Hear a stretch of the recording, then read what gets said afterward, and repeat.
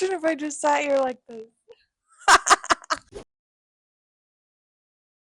Hello everyone, welcome back to my channel. If you're new, my name is Court. Today we're discussing the 18 books I read in the month of April. I have a lot of physical ones right here. Let's count. 1, 2, 3, 4, 5, 6, 7, 8, 9, 10, 11. I have 14 of the 18 books here with me. The others, I don't own. I don't own them.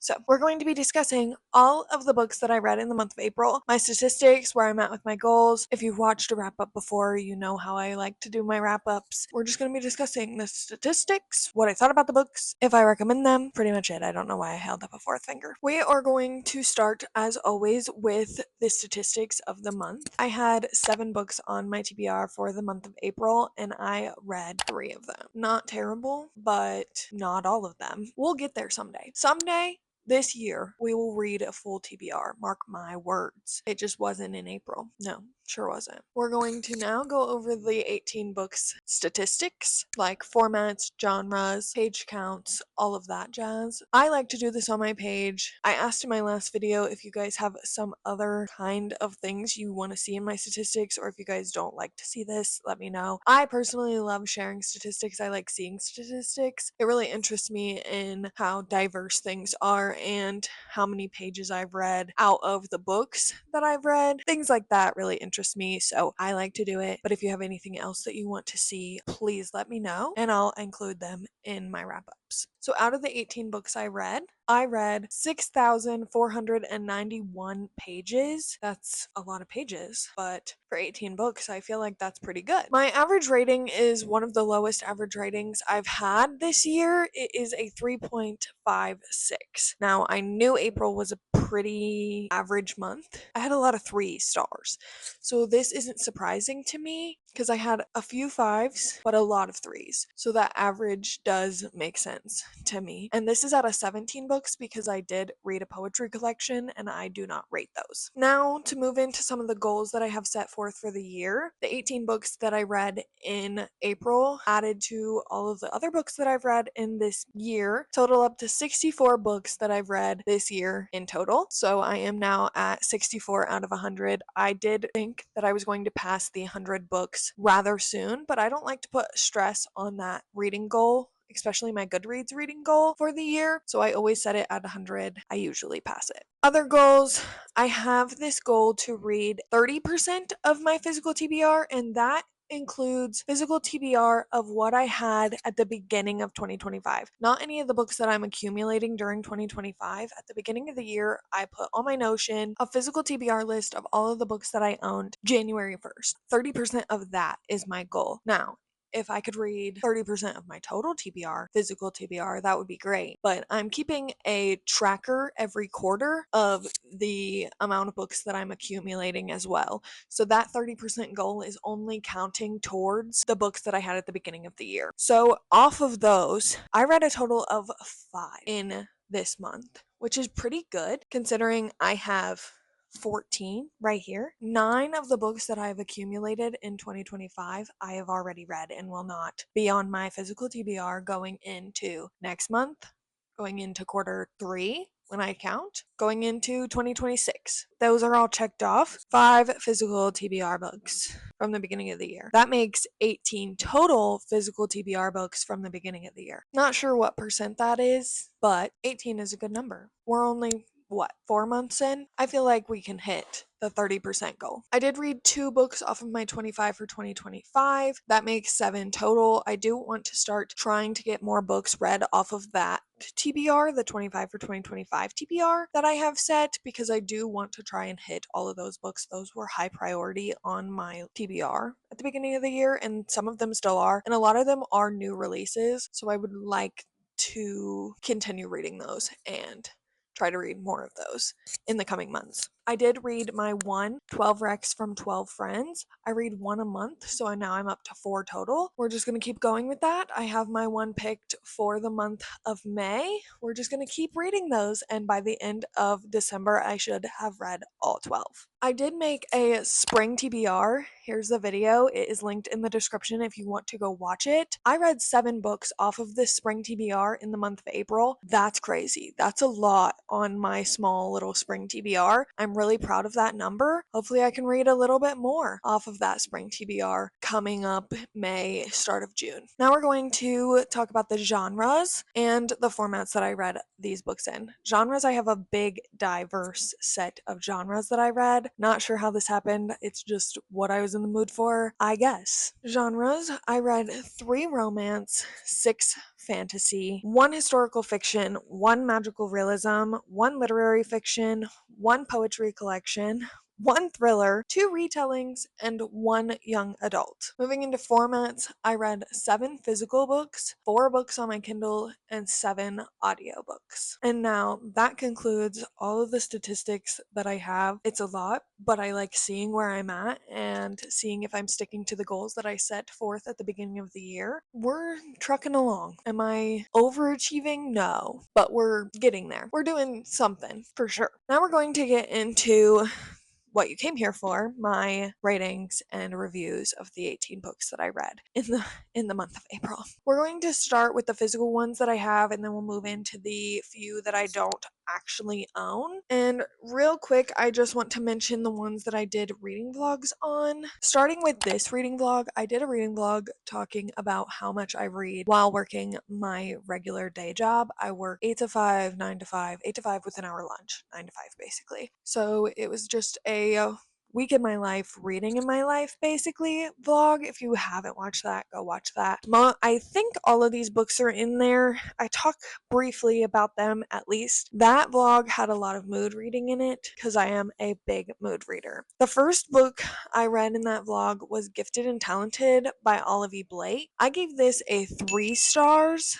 This book confused me. It left me confused. I was hoping for family drama with a little bit of magical realism, with a little bit of pizzazz. I was confused the whole time. There was definitely family drama. There was not a lot of magic, I will say. I wanted more on the magic front. I have only read one other Olive Blake book, and I know she has a very strong vocabulary and a very dense kind of wording. I tandemed this with the audio. I listened while I read, and then I think I just finished out listening. The font is so small. I wasn't sold on Olive Blake's writing. I want to try more Olive Blake, but this one I think was a bad jump back into her writing for me personally because I was really confused. I wasn't really invested in the family drama, and I guessed at the end who inherited the business. So I wasn't really wowed by this book. I do recommend it if you like Olive Blake's other work, and I do recommend it if you want kind of that family drama, just kind of like a reality TV show in your mind, kind of. That's this book. I also was buddy reading Enchantra in that video. This is my book of the month pick for last month. I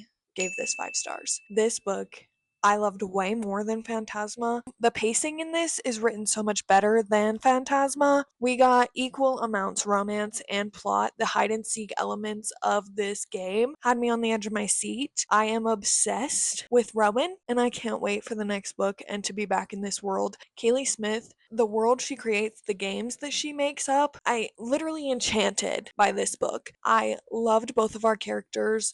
I related so heavily to Genevieve. I ate this book up. I could not put it down. I was buddy reading like 5 chapters a day. And Kat, who I was buddy reading with, we were both like, can we just binge the rest? And we did. We sure did. 5 stars.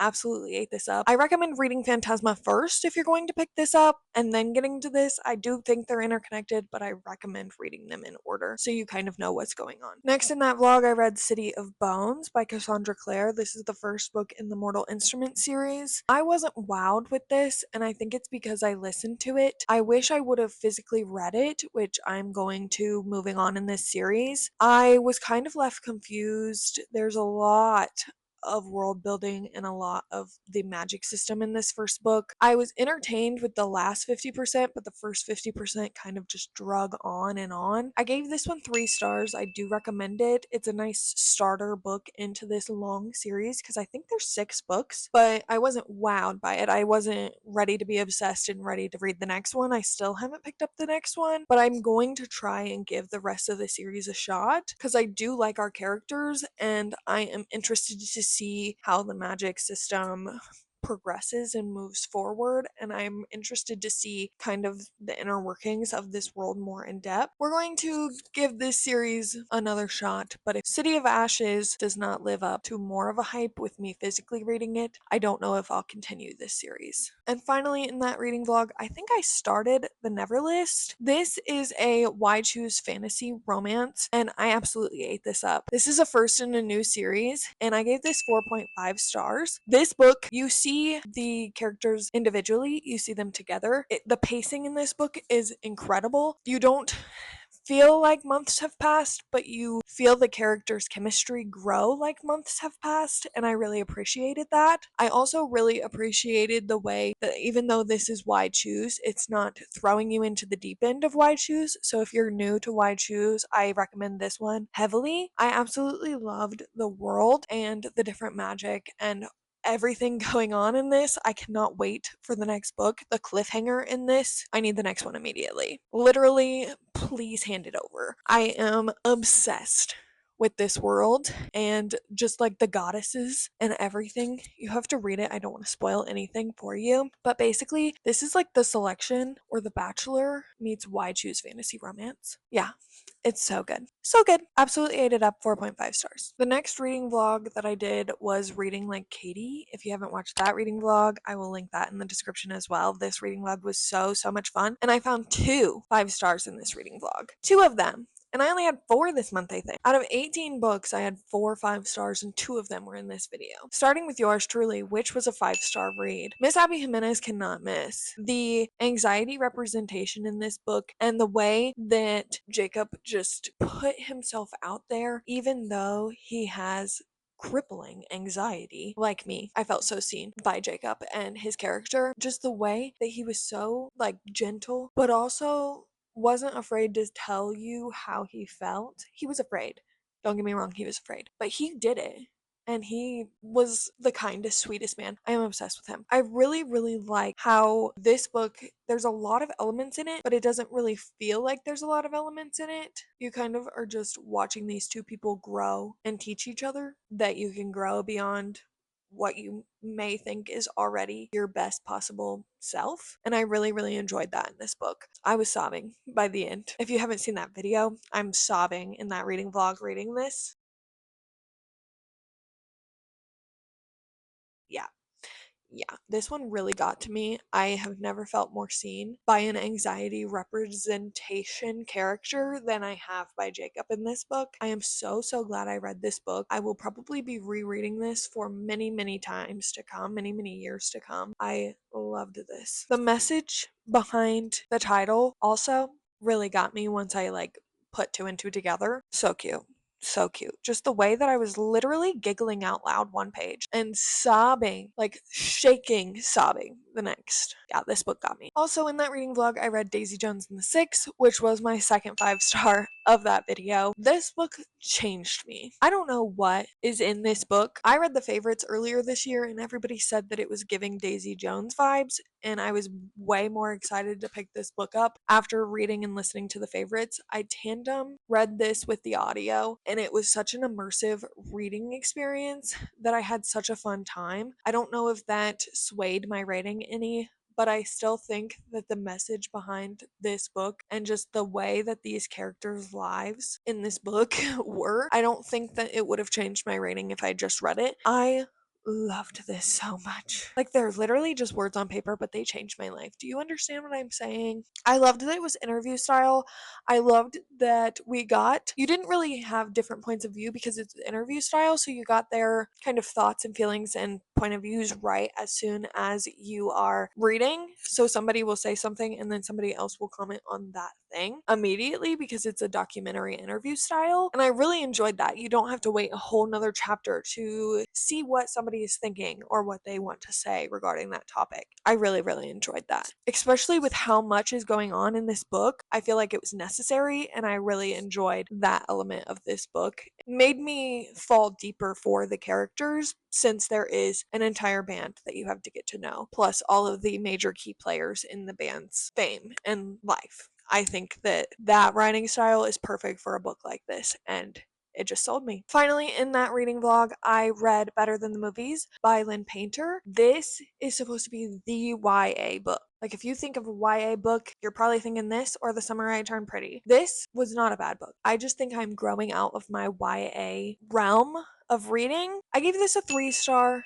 I enjoyed my time. I just wasn't obsessed with it like everyone else is. I kind of found our female main character a little irritating. I couldn't relate to her. I couldn't relate to Wes. I think that was my main problem. I really enjoyed some of the acts that Wes did for Liz, and that's really it. I don't know if I'm going to read Nothing Like the Movies. I wasn't really sold on this one, but maybe someday. I enjoyed it for what it was. It was a cute romance, but our female main character really, really irritated me, and I just couldn't get over that. 3 stars, I recommend. Maybe she'll be for you. She just wasn't for me. Now we're going to get into the books that aren't in reading vlogs, besides this one. I read One Dark Window, and you're going to see a reading vlog of this book coming very, very soon. So my thoughts are going to be brief. I give this 4.5 stars. I am obsessed with this book. I can't stop thinking about this book. I need to read Two Twisted Crowns immediately. This book I read in one sitting. Well, not one sitting, I got up to do things, but I read it in a span of 24 hours. Not even 24 hours, it was like 12 hours. I sat on my couch one Sunday and read this whole book. It's so good. I loved the magic system. I love how unique this fantasy book is. It's nothing like I've read before. I was enthralled. I loved all of our characters. The nightmare in her head, so funny. Literally had me hee ha haing the whole book. I am obsessed. I need to see where the rest of this duology goes, like right now. Catch me reading Two Twisted Crowns immediately because I'm obsessed with this. It's so good. And I was texting my friend, like, theories that I had. I was right. I don't like being right sometimes, but I was glad to be right about the thing that happened in this book. I was like, I figured you out. It was still so good. It didn't take away from my reading at all. Still enjoyed this. 4.5. So good. Can't wait for you guys to see my reading vlog. Can't wait to read Two Twisted Crowns. I read the arc of Friends of the Museum by Heather McGowan. This is a long book, and the font is so small. You're following day-to-day lives of people surrounding this museum, and it doesn't really have anything to do with the museum at all, just their lives. If you like character-driven kind of books, I think you'd like this, but this book simply wasn't for me. I gave it a 3-star. I do recommend it because the writing is very good and the pacing is very good, but I just didn't care about the characters' lives enough to care about the book and care about what was happening to them and what was happening at this museum. There's a lot of key players in this, and I kept getting some of them confused because the way that the point of views change in this book is a bit confusing as well. So 3 stars. It was okay. I would recommend if you like those types of books, but otherwise I don't know if this book would be for you. I also read a poetry collection, Becoming Ghosts, by Kathy Lynchy. This is her sophomore poetry collection, and I unfortunately could not connect to anything in this poetry collection because her first poetry collection documents her parents' experiences as refugees who escaped the Vietnam War. This one also documents those and how they were cast as extras in Apocalypse Now, placing them as margins of their own story. And I don't know anything about any of those things. I know very little about the Vietnam War, and I am not somebody who has moved to a different country or needed to move to a different country for sanctuary, so I could not relate to anything in this book. And the way that she personifies her parents, as it's very interesting how she characterizes her parents in this book and personifies some of the other things that are going on, especially the show. And since I have never seen that show specifically, I couldn't relate to a lot of the things. I think the writing is very, very beautiful. I did not rate this because I do not rate poetry collections. The writing was beautiful. Really did enjoy some of the things that I could relate to regarding some of the more recent events that I have been alive for, like the pandemic and some things that surround now timeline, but anything pre me that I couldn't relate to, I found myself kind of getting not necessarily bored, but I couldn't relate to it, so I didn't I kept putting this down and not really wanting to pick it back up. I feel like for the right audience, this would be very beautiful and very moving, and I hope that this book reaches that audience because it does have very beautiful writing. Then I read Variation, which was my 12 Recs from 12 Friends for the month of April. I give this book 4 stars. This book follows our main character, Ali Russo, who is a ballerina, and she gets hurt performing ballet and moves back to this not necessarily like small town, but it's kind of like this small town, coastal town, and back to her Coast Guard rescue swimmer Hudson, who she left there and thought that he left her. This book is Second Chance. It is a kind of then and now timeline focusing more on the now. It is a story about family. I don't want to give too much away. I went into this blind and I highly recommend doing that as well. It is typical Rebecca Yarros writing. I loved the writing and the pacing in this book. I don't want to give too much away. Again, I believe going into this book blind is the best possible way to go into this book because you're going to figure things out along the way. I did not want to stop reading. I wanted to know what happened. It's such a cute, sweet story. It is not as sad as some of her other books, so if you're hesitant to read her non-fantasy books, I say start with this one because it is not as sad as maybe like The Last Letter or some of the other books I've heard that are being very, very sad and traumatic to some readers. This one does have some trigger warnings. I say please search them up. It does deal with sibling death and grief very heavily, but it's not necessarily a lot of on-page stuff. So I think this is probably her least sad book that I've come across, and I really did enjoy it. 4 stars. I highly recommend. I love a good second chance, so this one really got, and I loved listening to this. I listened to it on Audible, and the voice actors for this did an outstanding job. I then read Julie Chan is Dead. This book came out late in the month of April. This follows our main character, Julie Chan, who takes the identity of her sister after she dies because they are identical twins. Her sister is a famous content creator and she literally steals her life. It's kind of giving Yellowface vibes from what I've heard.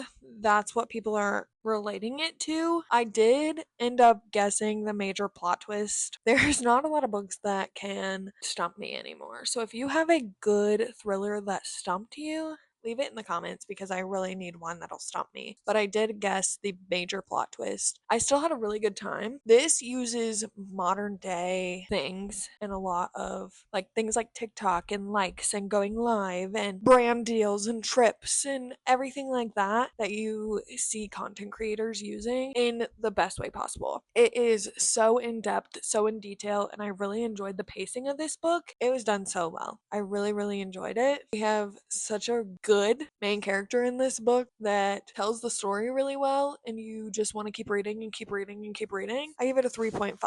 It was very, very fun. Highly recommend if you like these kinds of books. Think Bunny by Mona Awad, I've heard as well, mixed with Yellowface by R.F. Kuang. If you're into that, I say pick up this book. The next book I'm going to talk about has a book that is a prequel, The Chosen and the Beautiful.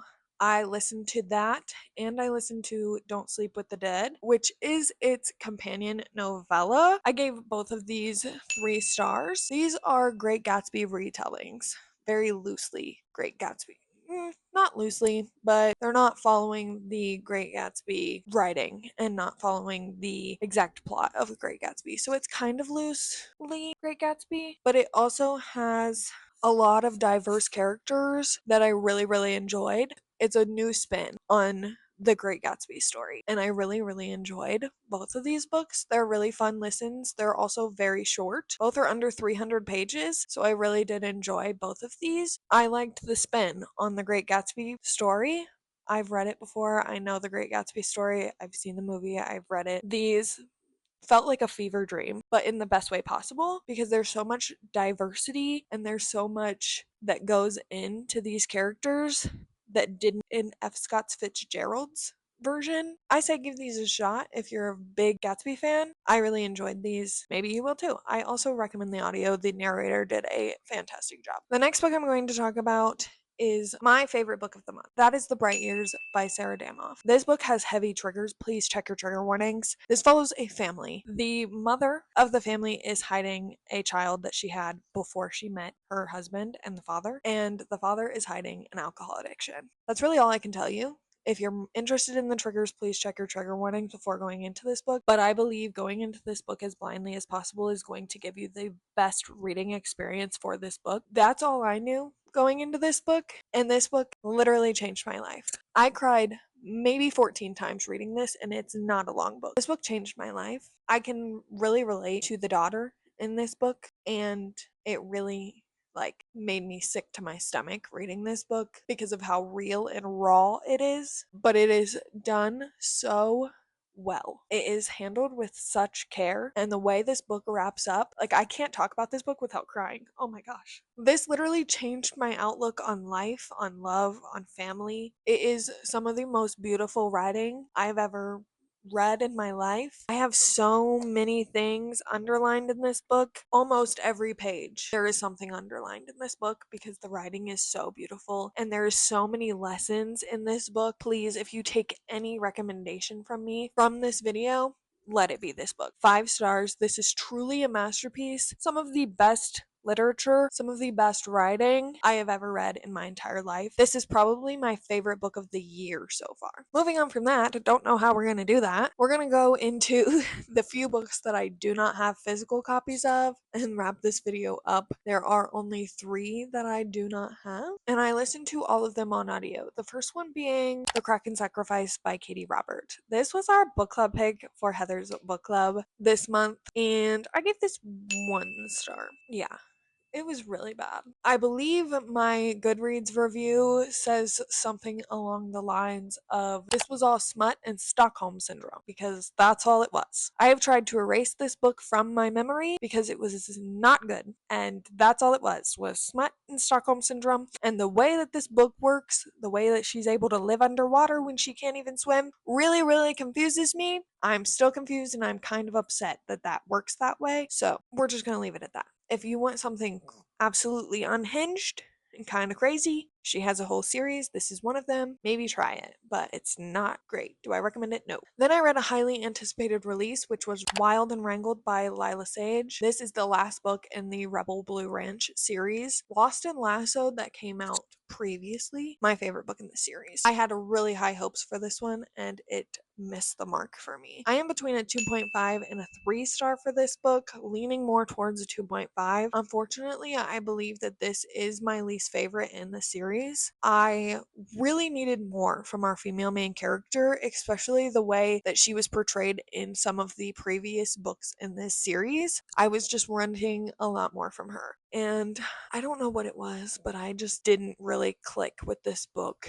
And again, I've tried to erase it from my mind because I really, really wanted to like it, and I had really, really high hopes for this book, but it was not for me, unfortunately. I know a lot of people who love this series and love this book, so don't let my rating sway you from reading this, but this one wasn't for me. Lost and Lassoed is my personal favorite, and then Swift and Saddle. And finally, the last book I read in the month of April was Enigma by Runix. I got an advanced listening copy to this book. It's supposed to give Nocticadia vibes. It's set at a university, there's secret societies, there's all this dark gothic things going on. It is very interesting in the way that this story is told. I had a really good time listening to it, but it was nothing extraordinary. I gave it 3 stars. It was fun while reading it, but unfortunately I don't think it's something that I'm going to remember like Nocticadia, and it being compared to something like that, I had high hopes for it.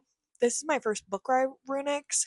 I'm excited to see what else Runix has out, and I liked it for what it was. 3 stars. It was a fun time, nothing revolutionary. That concludes all 18 books that I read in the month of April. Comment down below your favorite book that you read in the month of April. I love getting book recommendations, obviously. I hope you enjoyed this video. Don't forget to like and subscribe if you did. If you want to find me anywhere else on the internet, all my socials are linked down in the description below, and I'll hopefully see you guys in the next one. Bye!